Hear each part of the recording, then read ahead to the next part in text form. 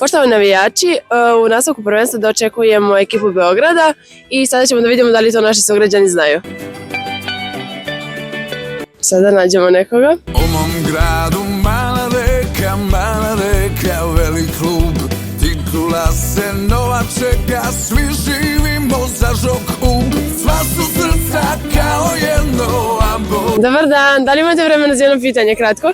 Da li znate s kim nastavljamo prvenstvo, protiv koga igramo? Da, evo, imamo poklon za vas. Najbolji smo žoku, najbolji. Je li možda doći na utakmicu? Kad ima?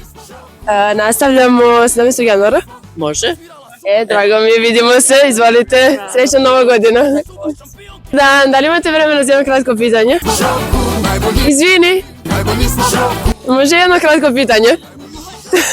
Da li možda znaš s kim igramo u nastavku takmičenja? Protiv OK Beograd. Da li ćeš možda doći? Naravno. Evo imamo poklon za tebe. Izvoli. Evo imamo još jednu devojku. Da li možda znaš s kim nastavljamo takmičenje? OK Beograd. Da li ćeš možda doći? Hoću. Evo imam poklon za tebe. Izvoli, hvala ti puno, vidimo se, čao!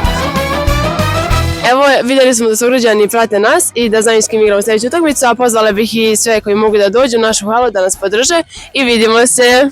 Poslušajte našu odbojkašicu Mariju Mitrović i dođite u sportsku halu UB u subotu 17. januara sa početkom u 18 časova, kada će ženski odbojkaški klub UB u nastavku prvenstva Super lige u okviru 12. kola dočekati ekipu odbojkaškog kluba Beograd. Vidimo se u hali da budemo igrač više ženskog odbojkaškog kluba UB.